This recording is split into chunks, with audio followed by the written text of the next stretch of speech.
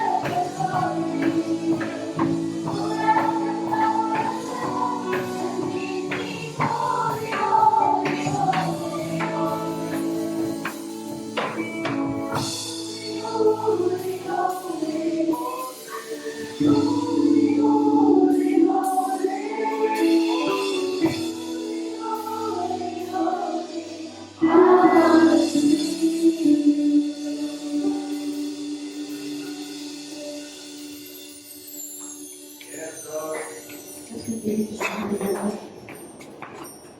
patuloy nating paglapit sa ating Panginoon, alalahanin natin na sa gitna ng ating mga responsibility, nararanasang pagsubok sa buhay at ating mga pangangailangan. Si Jesus pa rin ang ating patuloy na sandigan ng lakas. Kaya habang inaawit natin ang kantang ito, ihayag natin that Jesus is our all in all.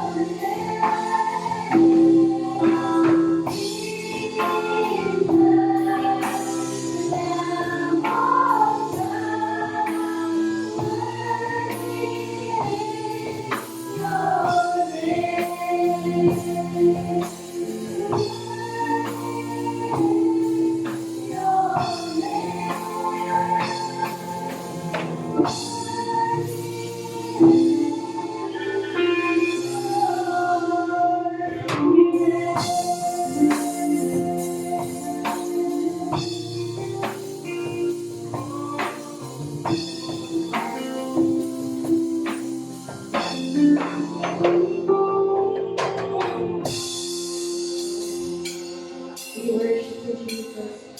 As we sing this song, may we all be reminded to trust and always surrender our lives to Jesus. For as it is said in Psalm 62, verse 6, truly He is our rock and our salvation. He is our fortress. We will not be shaken. Hallelujah. Let us all sing in Christ our Lord.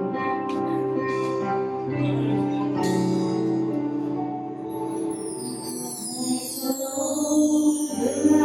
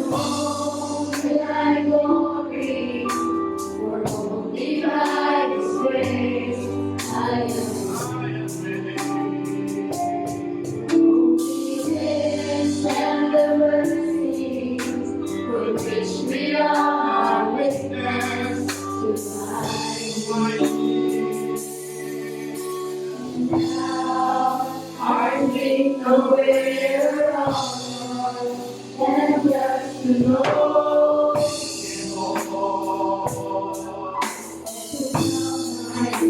somewhere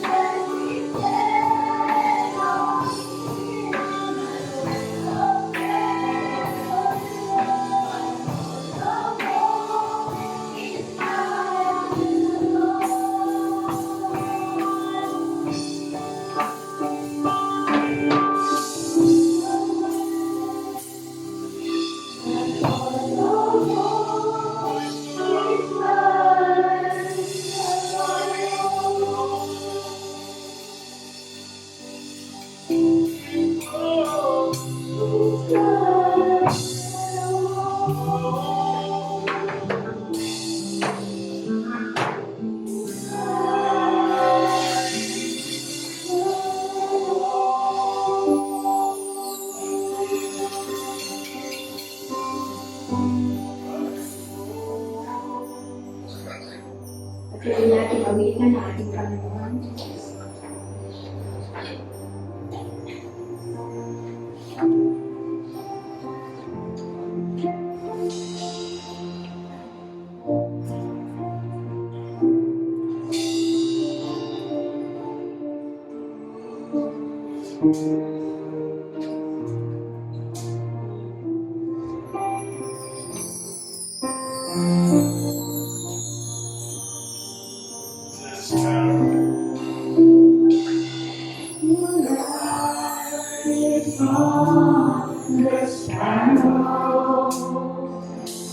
Your hand it comforts me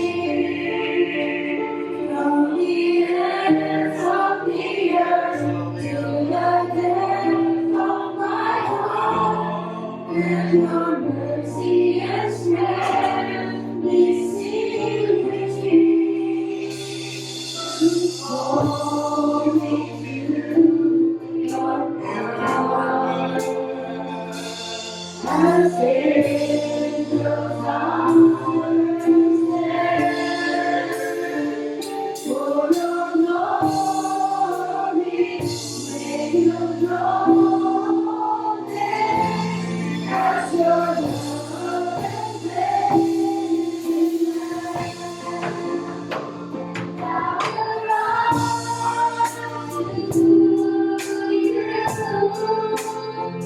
to your word,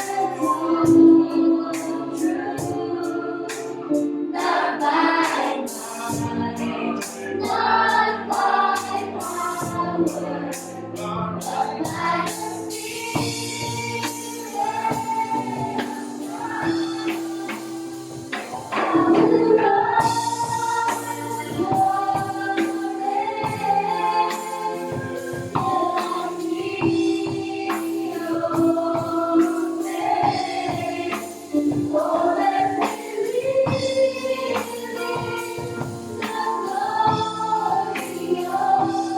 your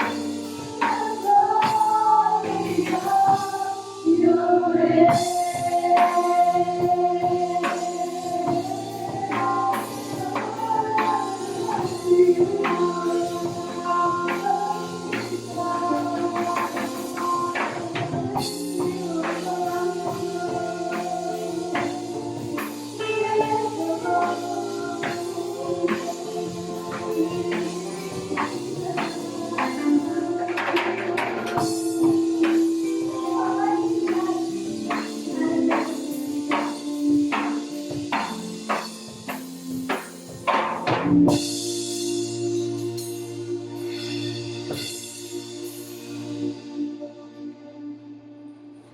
I will run to you,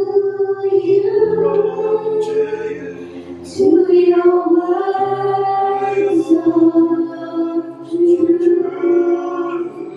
Not by might, not by power, but by the Spirit of God. Yes, I will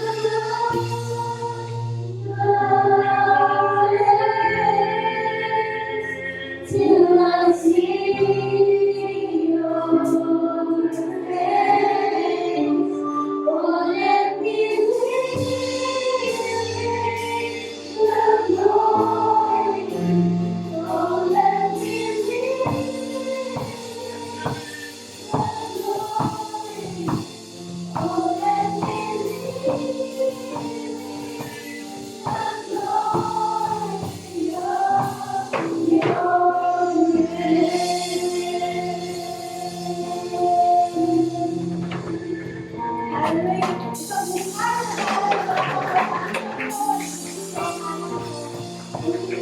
Hallelujah. Hallelujah. Tayo po ay makakawin.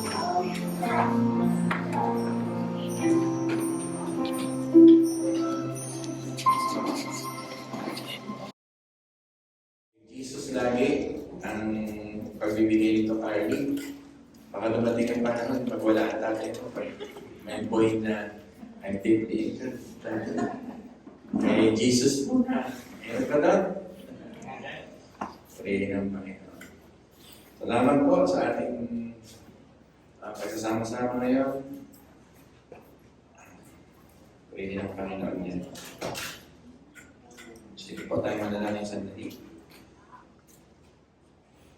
Dear Heavenly Father, nagpapakumbaba kami sa inyong harapan. Tulutan niyo kami, Panginoon, ng kalakasan mula sa Banal na Espiritu. Help us to be united in Him, to listen to Him, to submit to Him. His order, His ways, His term, His definition of worship ay nagpapasubo kami ng aming buhay. Sa umagang ito, lahat ng malapit sa aming isip, sa lahat ng aming damdamin, ng aming kaguluhan, ay handa namin isuko sa inyo sapagkat ito ay kaya-kaya mong pasanin at pinasan mo. Tulungan niyo ang mga anak mo na lumakaranas sa umagang ito ng iba't ibang mga suliranin, mental illnesses, depression, anxiety, panic attack, economic collapsing sa kanilang sa heart, na nakikita nila, nasasaksihan nila ng difficulties of life. Ay tulungan niyo po kami lahat, lalo-lalo sa mga patirang nagkakaroon ng restlessness. Tulungan niyo sila na to see that the gospel is always available to us. Salamat po ng umaga. Ikaw na lang po ang magturo sa amin ng buong kalakasan. In Jesus' name we pray. Amen. Tayo po ay mag-aaral ng salita ng Panginoon. Ang 2 Timothy chapter 3 ay mga listahan ng mga klima ng mga kultura sa huling panahon. Klima sa huling panahon, kaya kailangan nating bantayan ang Ebanghelyo. Mamuhay tayo sa Ebanghelyo at talagang ito ang maging sandalan ng ating buhay. Ikinig po ba kayo? Mga minamahal. Yun nga po, ang mga nalistahan dito ay in a negative way, in a negative sense. Hindi siya positive, kaya hindi ko siya pwede gawing parang positive. Kasi in a positive sense, yung sulat ni, ay in a negative sense, yung sulat ni Apostle Paul. It means this is a grievous time, terrible time, difficult time. Katulad ng kanyang pagkakakulong sa Mamertine prison at sa ilalim ng balon, nakatali pa ng kahoy, pangaw ang tawag doon. Ang pagkain niya ay takal na takal, nirarasyon lang.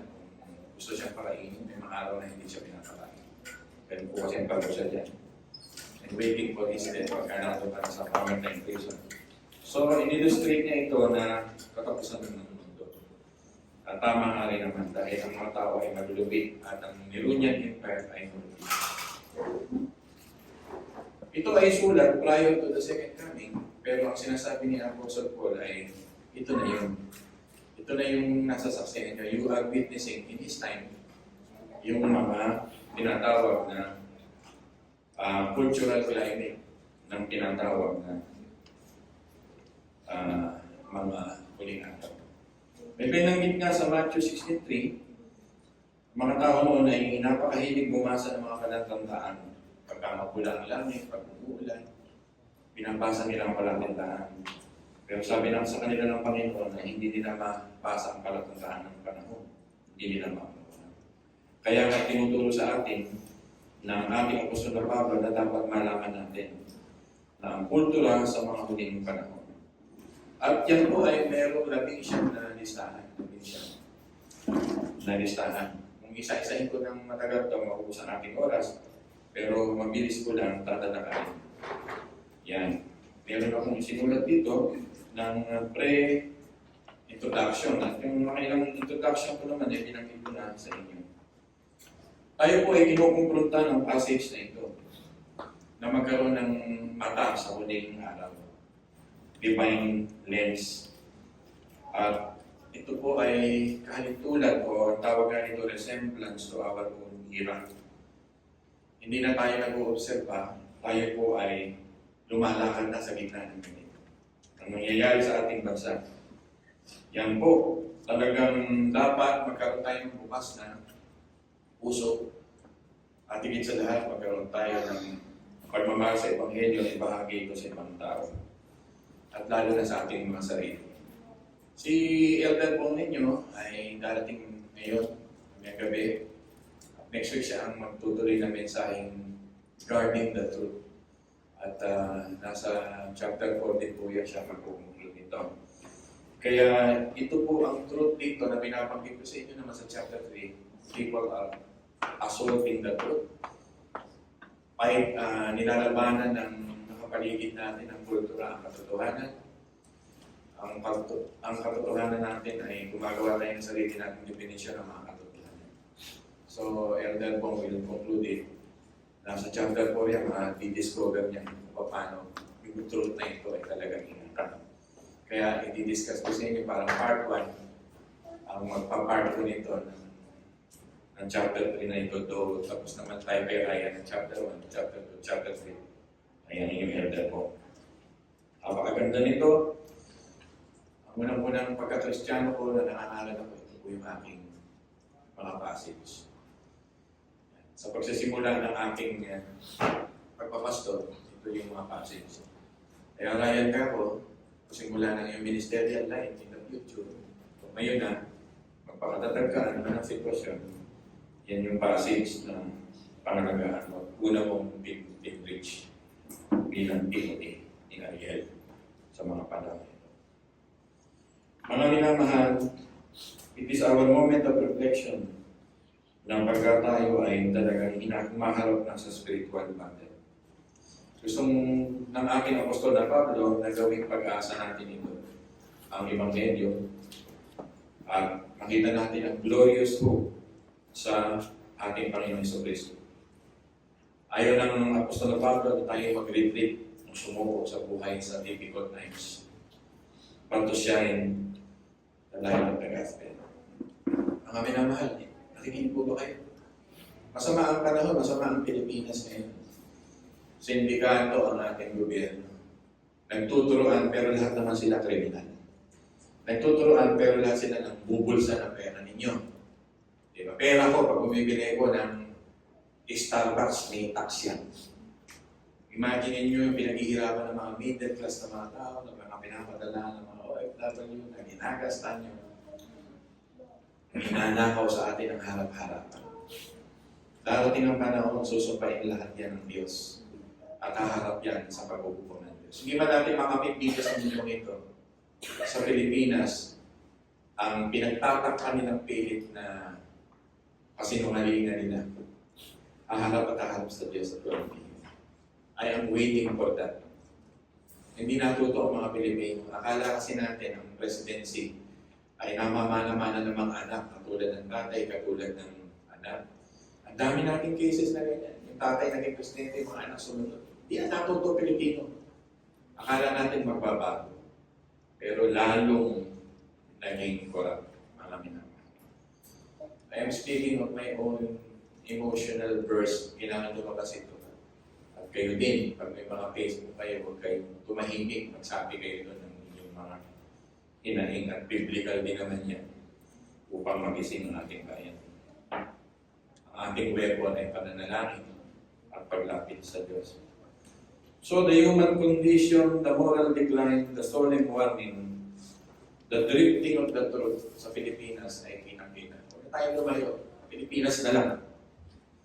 Di ba kayo nalulungkot pag nakakakita kayo ng balita at nakakarinig? Parang ayoko nang maging Pilipino. Di ba? Di ba? Sabi ko, bata ko naging Pilipino. Ang yaman-yaman ng bansa namin. Pero mga namumuna kami sa aming bayan na walang pagmamahal sa kanilang kapwa. Puro kanilang bulsa. Ito ang warning ni Apostle Paul kay Timoteo na ganito ang masasaksihan natin sa huling panahon. The human depravity. This is the picture of elevation of material wealth than God. This is the time that they elevate the material wealth than God. The eroding society, the absence of love, the superficial, the hollow faith, the lack of transformation na marami rin mananampalataya. Kasi sa 1 Timothy chapter 4, binabanggit dito na maraming mananampalataya na nagpa-practice na pananampalataya, pero nandun na yung mga tukso sa mga material wealth na wala na. Kaya pag binalikan niyo yung 1 Timothy, nandun po lahat yan. So as I said, we witness today the self-love, the materialistic government official. Tayo ba materialistic? Hindi na materialistic ang tawag sa atin ngayon eh. Parcellistic. Alam niyo sa cellphone mo, parating na yung parcellistic mo. Tama ba? Sabihin ko nga kahit siya at so, mga parcellistic, parating na ang inyong mga shakti. This is the society that will exalt human achievement and deny the authority of God. So we need the gospel, to guard the gospel, to share the gospel, to live the gospel. Doon pa lang sa introduction ko, pwede na akong mag-close. Amen po ba lang? Tuloy-tuloy natin. 19 lists, bibilis ako lang para maunawaan ninyo. Lovers of themselves. It means pilautos, parang pilautos, palautos. Sa salitang Grego, palautos. Yun ang mga palautos. Lovers of themselves, pila, from pilautos. It means more self-centered ang mga tao. Inflated view of self. Ang artista ngayon, we worship the artist and the celebrities. Diba? Nasa ba ng tao ang maraming mga artista ngayon? Parang Romans 12:3, labis na pagpapahalaga ng mga tao sa kanilang sarili. Diba? Hindi nabubulay-bulay sa tunay na katayuan ng sarili ng ating tao ngayon. Hindi nila sinusukat ang kanilang pananampalataya. Ang church natin, kahit maliit lang, tinuturuan kayong sukatin ang inyong pananampalataya sa araw. Ibig sabihin dito, let's recognize the bad part of ourselves. Always examine yourself, baka tayo parcellistic naman masyado. We are preoccupied with self, and we like and to brag about ourselves. Tama po ba? It will characterize sa huling ano kasi selfish people. Napakatalino ni Apostle Paul, inunan niya yung ugat ng lahat ng kasamaan. 18 lists, inunan niya muna yung self. Kasi sa fruit of the Spirit, inunan niya yung love. Sa fruit of the flesh, inunan niya yung self. The lover of self. Ang kapatid, huwag natin masyadong mahalin ng sarili nito. Kahit mabuhay ka pa ng 101 years old, mamamatay ka pa rin. Dalawa yung mamatay na sikat ngayon, si Rosa Rosal at si One more everything. Kinumpara sila sa mga ibang binabasa ko. The true hero is Rosa Rosalba. Nakita mo yung mga bad comment, nabuhay ka nga ng mahabang panahon, pero bad ang comment sa kanya. Kaya nga sabi ng Bible, mas mainam yung may mabuting pangalan. Katulad ni Methuselah, buhay ng pinakamatagal sa buong mundo, pero wala namang sinabing that he walked with God. Si Enoch, 300 years plus na buhay, but Enoch walked with God. Mabubuhay ka ng 33 years old, 40 years old, 20 years old, but you walk with God. Amen. Ano may mahabang buhay, hindi ka naman lumakad sa Panginoon. Buhay ka man ng 100 months. Tinago mo ang katotohanan, ikinumpli mo ang mga sekreto ng bansa. Ibinoon mo sa iyong buhay, ilalandag rin yan ng Panginoon sa uling panahon. Dapat boldly nagsasalita tayo ng ganyan. Sa maiksin yung buhay, mahalin natin ng iba. Obsession of self, today's culture. Diba, I believe that the world should revolve around me. Yan po yan. Parang sinasabi ni Trump, iikot ang mundo ng mga Amerikano sa akin.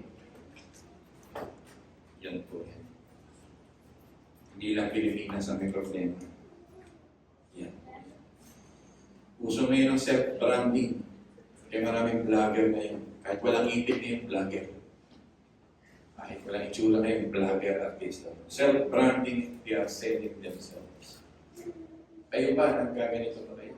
Wala naman tayo sa church na. Imagine mo, TikTok si Pastor Ariel para likers, para kumita na. Kumikita ba yun? Kung ang likers ko siguro ay mga 100,000, doon pala makikita. Hindi ko alam. Hindi nakakaalam. Pag may 10,000, meron ka nilatang, alam ko, 100,000. Depende sa level. Wala, hindi ako sisikap din. Huwag na kayo mag-gospel na lang kayo. Yan yung celebrity worship mentality. More and more lovers of money na ang Panginoon. Pangalawa, 19 kasi ito, lovers of money. Pilar Guros from silver, pilar. Yung po yun. Not wrong being wealthy. Gusto ko maging mayaman kayo lahat. Masama lang, yun yung sinasampo. You love your wealth so much. Tama? To be rich is not bad. Gusto ko maging mayaman din na katulad ng iba para sa kaluwalhatian ng Diyos. Pero to love material things, the parcellistic things, kesa sa Diyos, ay mali na po yun. Mas may panahon ka sa trabaho, hindi ka na nagsisimpa, mali po yun.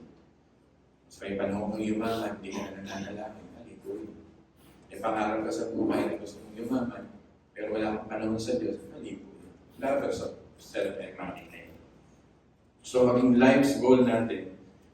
Sabi nga, noong 1960, ang mga goal noong 18 to 25 years old, hindi kayo, noong 1960s, 18 to 25 years old, ang goal to find a meaningful and purposeful life.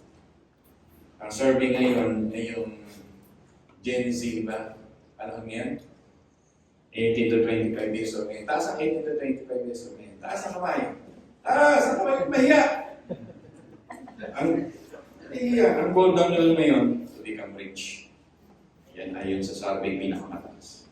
Alayo noong 1960 sa year 2025. Interview everyone ng mga bata ngayon, they want to be rich.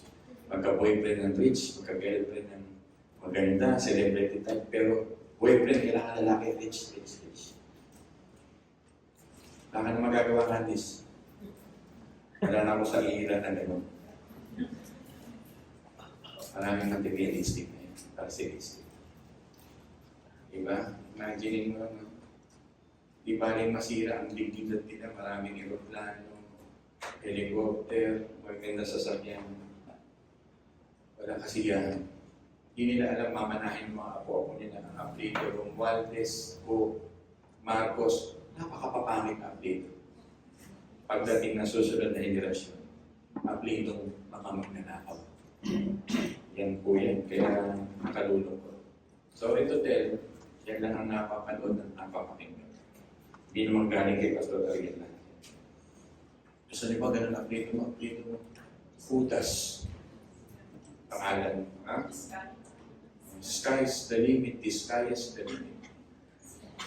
My God, napapagana na. Parang yung magiging born again na susunod, magsisisi kung may lahi silang gano'n. Sana nga magbalik loob sila sa Diyos para makabawi pa sila. Yan, totoo po yun. Kasi imagine nyo, magtitiis pa kayo ng 3 taon. People of God, pagdasal natin ang bansa. 3 taon tayong nanangawan na mahigit billion, 100 billion. Patrillion. May 3 taon pa sila pinatagal ang sindikato ng gobyerno. Sisimutin, gagahasain, uupangan nila ang empire ng Pilipinas. Kaya kailangan talaga tayo maging mapagpantay sa Ebanghelyo. Share natin ito habang may pag-asa sa ating mga mahal sa buhay at kababayan. Gamitin nyo naman yung Facebook nyo para dyan. Mag-evangelize tayo. Pangatlo, boastful. Bragging. It's about pride, the mother of all sin. Sabi nga ni John Calvin, it is the pregnant mother of all sin. Boastful. Number 4, pride. Proud. Being proud. Yung translation ng aking inaral. Ibig sabihin, self-idolatry. Refusal to acknowledge all the sources of life is from God. Kaya sila ganun na lamang magnakaw. Iniisip nila ang sources ng buhay nila ay pera. Imagine mo, hindi sila masaya sa 5 milyon, kailangan 10 milyon. Hindi sila masaya sa 10 milyon, kailangan 100 milyon. Hindi sila masaya sa 100 milyon, kailangan 1 bilyon. Amen. Kaya mga politik na hindi sila naglilingkod sa bayan. Inanakawan nila kay hirap na hirap yung mga tao paghahanap buhay. Hindi tayo makasakay sa mga train na mabibilis. Diba? Hindi tayo makasakay sa tinatawag na transportation na moderno.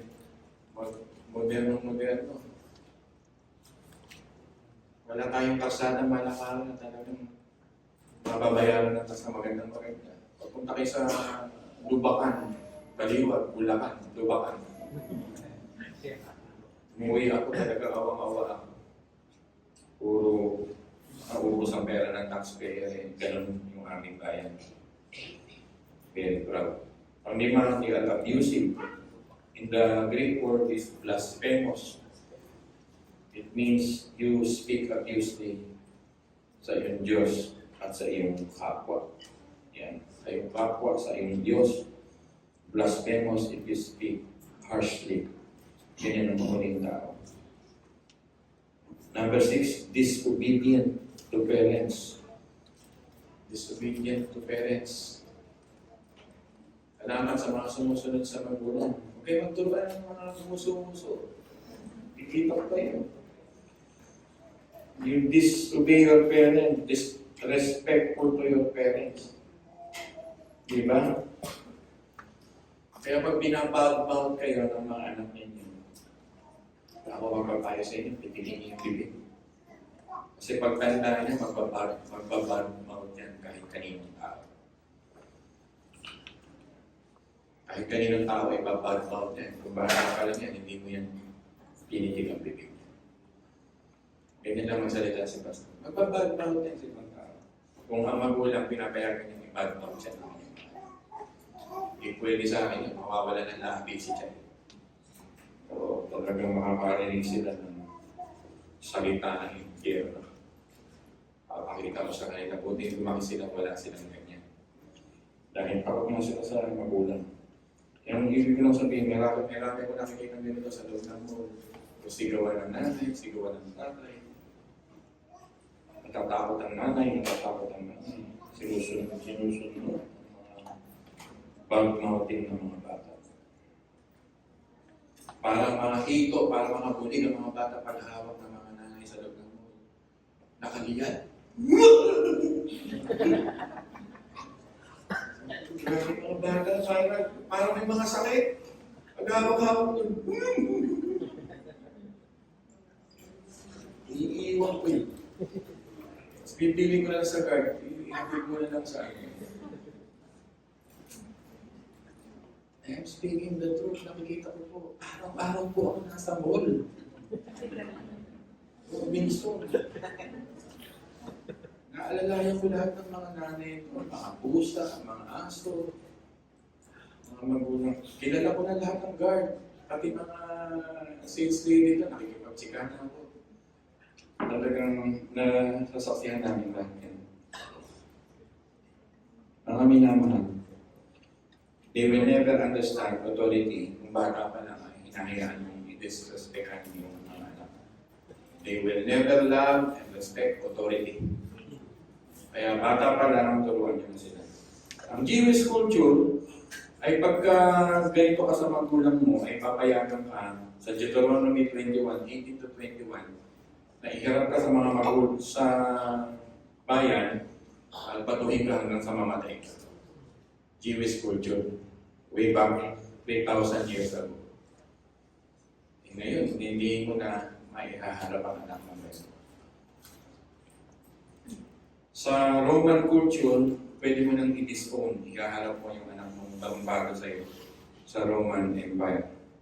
At pwede na kayong pag-iwalay. Pagka ang isang anak ay barumbado o barumbada sa kanyang magulang. Utos ng 10 utos ng Diyos, honor your parents. Inyong mga lumalaki na may magulang pa, huwag niyong sisinghal-singhalan ang inyong magulang. Mahalin niyo ang inyong mga magulang. Mga bata pang narigit. Iisa na lang ang nanay niyo pag nawala yan pa nanay. Iisa na lang ang tatay. Uy, nakikinig po kayo. Bata. Bata, nakikinig. I never say a bad word to my mother and father. Yan ang kagandahan sa pagpalaki niya sa amin. Pero yung mga anak-anak na ng mga kapatid ko, iba. Talagang pag nagwala, magwawala. Hindi ko lang madurog ang hindi ko anak. Pero talagang pag sumigaw, kahit nasa loob ng mall, nasa isang gagaling. Sinasabihan ko yung kapatid ko, anak mo, kuya, wala na ako magawa. Magagawa ka. Ikaw ang magpatay. Yun. Yan ang panahon niya. Ano yan?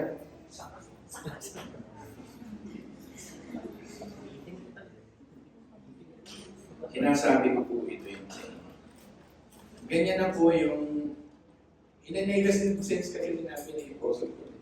Number 7, ungrateful. It means you are never satisfied. You are a complainer. Diba? Chronic complainer. Ano sana kayong ganito? Thinking what is missing, cannot be happy. Yan yung ungrateful. Self-explanatory. Number 8, unholy. Lack of righteousness. Kung makakalusot sa paggawa ng masama, gagawa ng masama. Ay nakapulot ng pera, may address, hindi isosole kasi pera.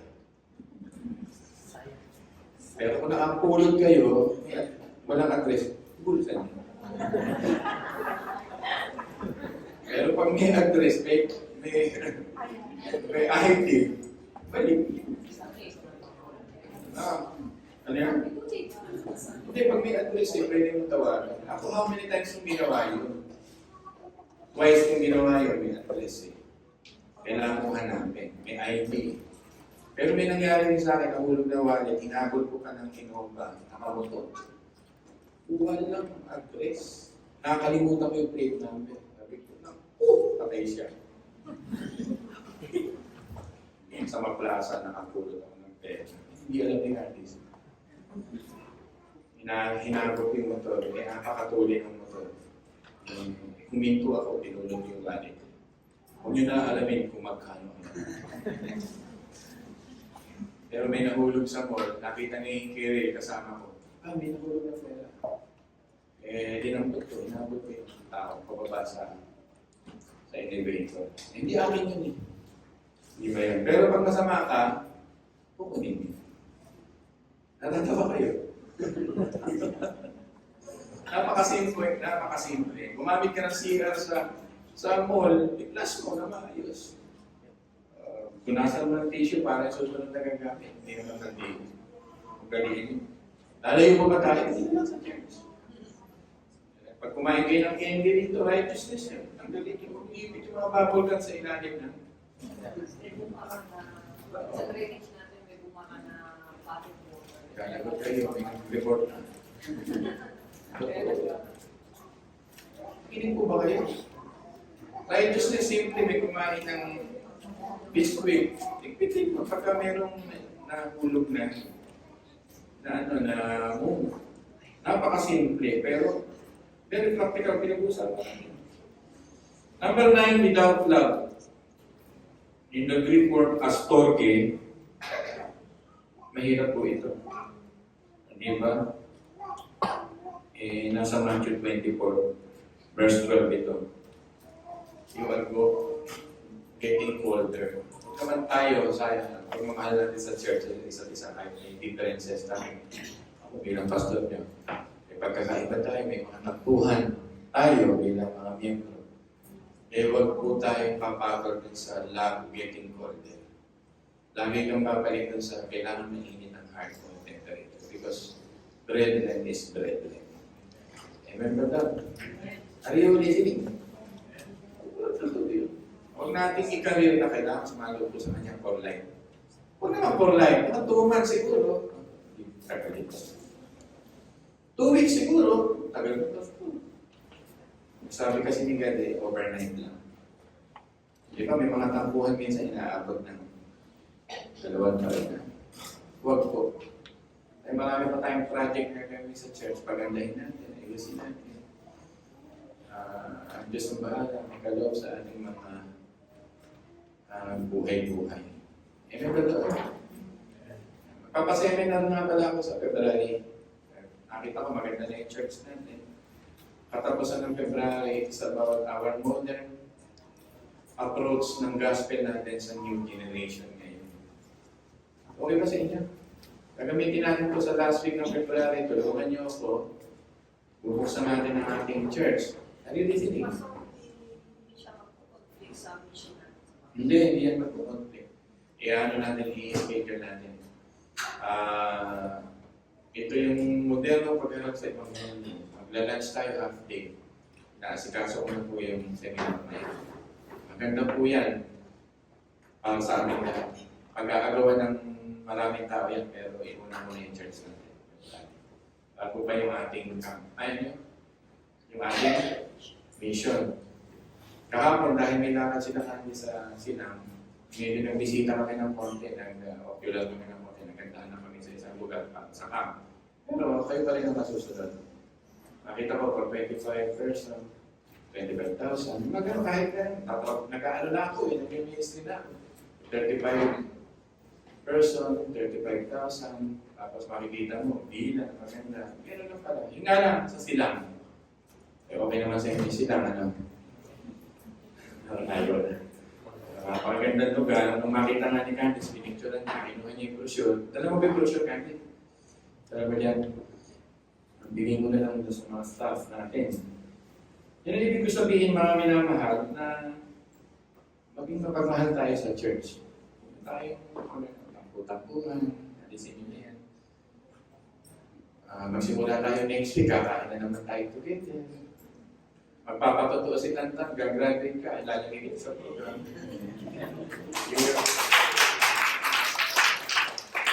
Sino ba mag-graduate? Taas ka kamay, sino may graduating next week? Carly, Tantan, sino pa? Ha? Ilan kayo? Dalawa lang. Tira. O, short testimony and ikaw magpa-finalize. Lalagyan natin sa next week yan. Magpasalamat kayo sa inyong mga magulang sa ating Panginoon. Palagay ko naman may part naman ako sa buhay ko kaya nag-graduate ka. Ayun, di ba? Ako natutuwa kasi may mga member tayong gagraduate. O, ikaw pala kali, magpapatotoo ka ng konti next week. Papakalis. Alam niyo ba si Garp, pinuntahan ko pa sa Sento kaya ang kabubuhan ko. Akala ko Sento gising at takot pagkain. Bubulatin ko yung doktor. Wala ka akong masasabi to pag inulat ko. Pag tinanggihan niya ako, Isusumpo ko talaga ako sa parents niya. Ako pa lang bigla, nasa Quezon City pala. Kapatid cardio. Kinain ko na lang. Tumalaw ako sa araw na yun. Nasikaso ako. Sayang. Di ba, sa susunod, dalawin natin may kasama ako. Kasamahan niyo. Nagbukulit ang meron siya. Basta tayo dito sa church na nakukuha niyo yung mensahe. Don't allow your love to be colder. Sa mga lumalamig-lamig dyan, mag-fellowship kayo ulit. Nakita-kita ulit tayo. Huwag niyo hayaan si Satanas. Ay, makinig kayo mabuti. Huwag niyo hayaan si Satanas gumagawa ng ikakatampuhan niyo sa isa't isa. Malakas pa ang pakiramdam ko sa gagamba. Marami naman. Ako ay pastor. Kaya dapat ito ay message. Okay ba yan? So next week, tatawa kayo. I want to be heart-to-heart nag-uusap tayo. Kasi church dito, kahit maliit lang tayo, magandahin natin ang produkto. Diba? Ayusin natin ang sama-sama tayo hanggang sa dumating ang Panginoon. Amen ba ito? O, yung gagraduate, si Carly, si Yela, at si Tan. Magpapatotoo kayo, prepare na kayo ng alam yung speech na kailangan. Okay lang. Salamat kayo sa inyong mga magulang. Habang tumatagal, tumagal ang speech ni Carly, yung matamisan, makalangin natin yan. Yung design. Joke lang. Okay. Number ano na ako? Is unforgiving. Dito na papasok yung, are your heart still bitter? Are your heart still in grudge? May grudge ka ba? Ano may grudge sa Tagalog? Yung hinanakit ka po ba? Alisin na natin. Nagkakapatid tayo, alisin na natin. Huwag na tayo maging Yudiya at Sintiki ng Diyos. Allow it for a seasons of time. But don't be Yudiya and Sintiki na nagkasama sa church pero merong bitterness and grudges. Amen?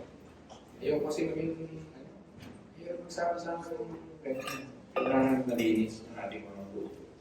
Kapala na malilinis ang puso, makikita niyo ang Diyos. I am your leader, I must set an example for this. Number 11, slanderous.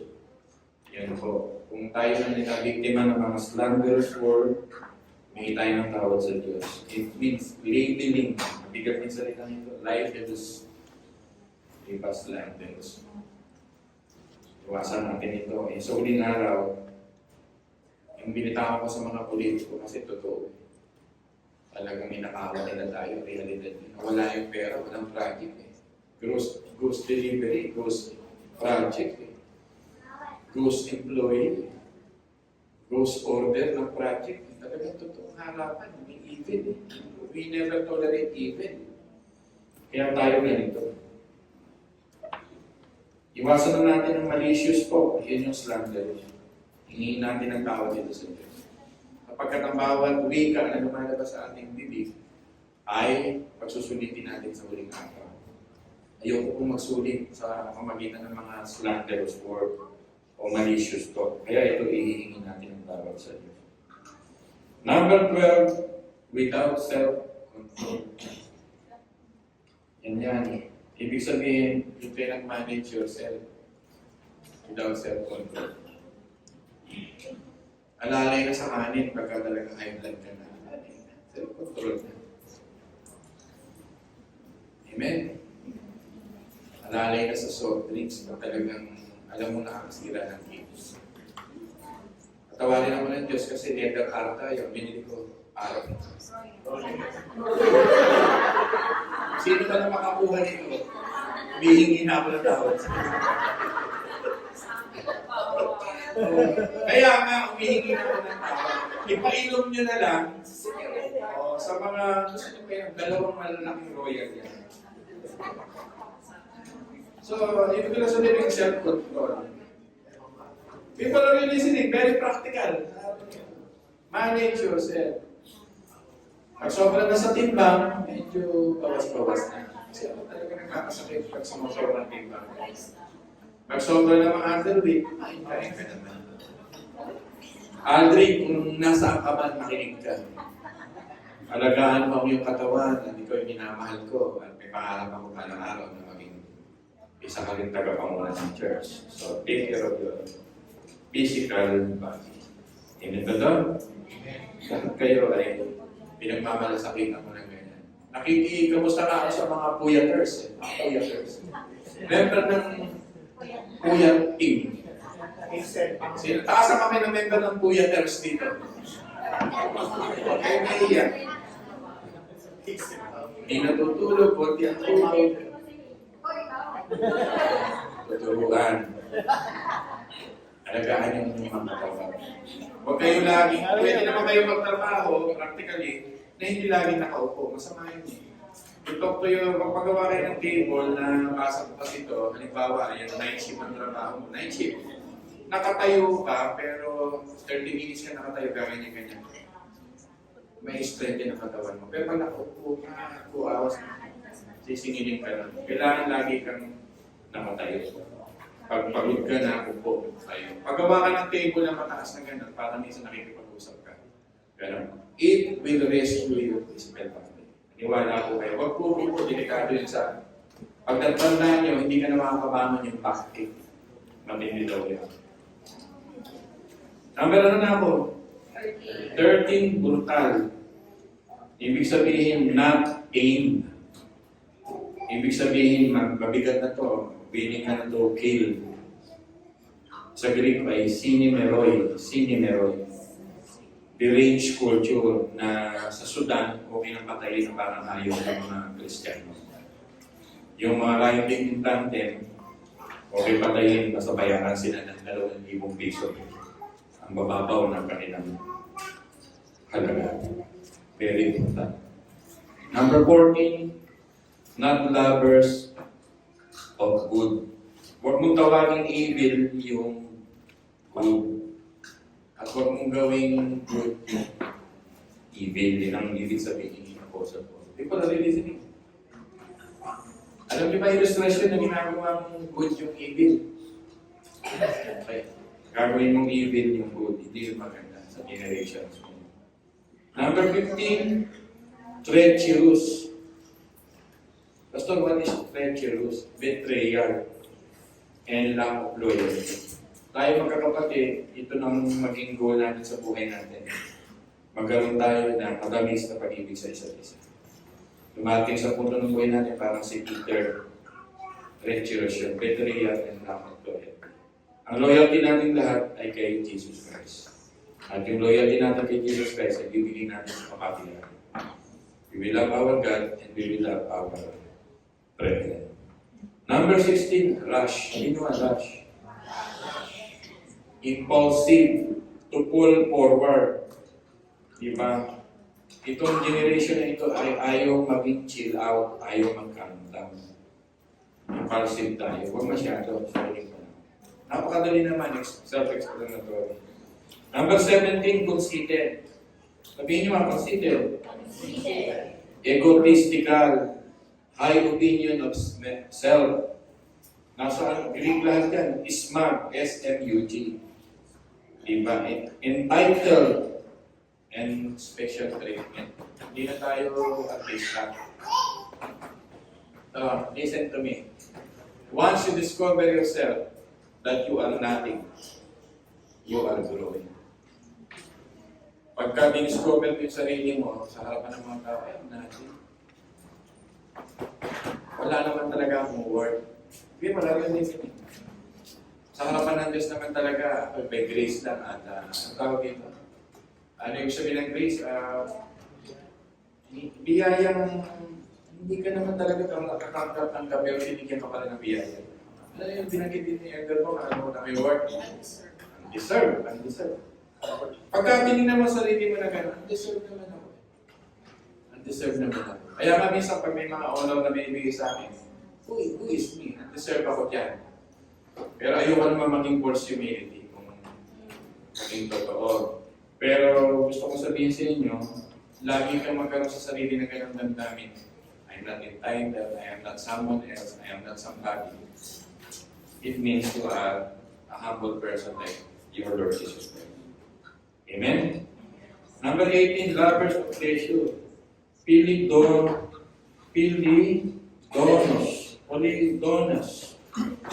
From the word hedonism. Diba? Huwag natin maging libertinism. Sobrang laya sa pleasure na gusto mo. Lover of pleasure. Sobrang ka ng laya na minsan hindi nakalooban ng Diyos ay ginagawa mo pa. Ang pleasure ang most important sa principle ng buhay mo.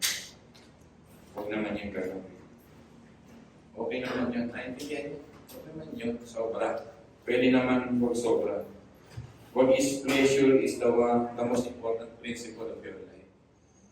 At huwag masyadong libertinism. Ibig sabihin sobrang pleasure na gusto mo. Huwag masyadong hedonista. Na ibig sabihin. Panguli, praise God, malapit na matapos. Form of godliness but denying His power. Sumasama ka, pero ang puso mo ay malayo sa Diyos. People, makinig ka. Sumasama ka, pero ang puso mo ay malayo sa Diyos. Nasa Mateo 15:8 yan. Lumalapit ka lang sa Diyos pag may kailangan ka.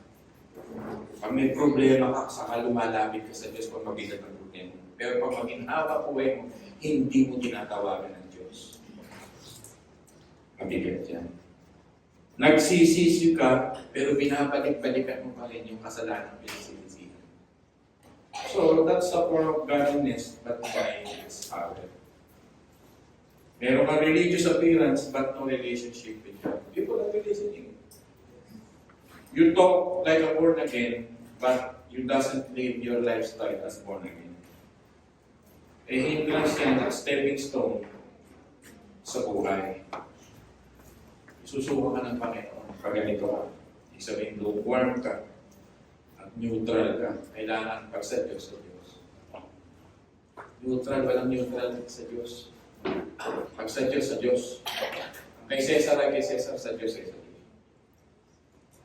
Diba? Mga minamahal. Kaya nga sabi ng Apostol na Pablo, in summary, huwag tayo maging henerasyon na maging self-absorbed. That we appear spiritual, but denies the power of God. Huwag daw tayo maging generation that we love ourselves too much, and the money generation. At huwag daw tayo magkaroon sa verse 6 ng duplicity of life. Ito yung 2 Timothy chapter 3.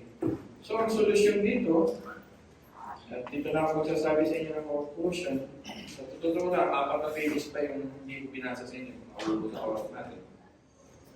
Ay, if you are saved, be filled with God.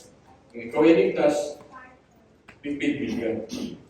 Nag-i-struggle ka sa Diyos, isurrender mo yung struggle mo sa Diyos. And allow God to be in charge of your life. Be consumed in the person of God's Son, Jesus Christ. Diba? Huwag tayong magkaroon ng open rebellion sa Diyos. Ang ayaw ng Diyos, ayaw ng Diyos. At huwag tayong magkaroon ng ganun sa harapan niya. Amen po ba doon, mga minamahal? The solution is the gospel. Let's always go back to the gospel. At itutuloy ito ng ating elder po next week. The truth about the gospel, the solution about the gospel, what is this beautiful gospel? Healing us, curing us. At ito nga po yung susunod natin video. Tayo po ay manalangin mga minamahal. At lumako muna tayo sa Panginoon. Everything in your hands, O God, are perfectly needed, even orchestrated in our lives. You permitted everything even in this pulpit. Always allow us to remember what is godly, what is honorable, what is the truth, what is kind, what is humble. At ilagay niyo sa amin ito sa aming mga Philippians 4:8. Help us to live in the fruit of the Holy Spirit, which is number 1, love, joy, peace, kindness, gentleness, humility, self-control. Oh God, napakaraming ng bunga nito. Peace ay mamunga kami dito. Ang Santong Espiritu ang mamunga sa aming buhay sa uli namin. Madilim ang sanlibutan. Kitang-kita na namin ang tunay na nagaganap. Makasariling masyado ang sanlibutan. Halos sa mundong ito, wala na yung ibang tao na talagang hindi kami titignan. Kung ibabalik lang na ang tao sa isang isla ay isa. Siguro kung may isa pang tao sa isang isla ay hahanapin niya ito para sila magkasama. Ngunit dito sa mundo ito, parang baliktad, Panginoon, nakikita namin na wala nang pakailaman ang kapwa sa kapwa. Tulungan niyo kami na huwag maging ganitong mga tao. Help us to live the eternality principle in our soul. What is important is whatever you say, whatever is your approval, ano yung mga bagay sa langit, ano yung mga bagay na mas correct sa paningin mo kaysa sa paningin ng aming mga damdamin, paningin ng mga principle ng mundo nito, the philosophy of this world. Help us to always go back to God. At naniniwala kami that you will protect your children. You will lift up your children. You will put the whole armor and defense for your children who serve, who loves, and who give their lives to you. Kaya tulungan niyo kami laging maging mapagtiwala. Salamat ang marami sa laging pasimulaan ng buhay. Laging mo kaming tulungan, Panginoon. At pinagpipray din namin ang aming elder pong nakarating at sa kanyang pagbibigay ng mga mensahe sa huling part na nito ng chapter 4 or the remaining chapter. Kung meron na verses, ikaw po ang give us the fuel and the power to really walk on your gospel. Salamat po sa church. We love your church. You died for your church. You gave your life for the church. All are sinners. We are all sinners and we fall short of the glory of God. But you died for us. You cured us. You visited us. You gave us this wonderful cure. You are our great physician. Gawin mo sa aming puso ito na always to reach out to people. Maraming salamat. At in our last song, give us a prayerful heart to really surrender everything. In the mighty name of Jesus, we pray.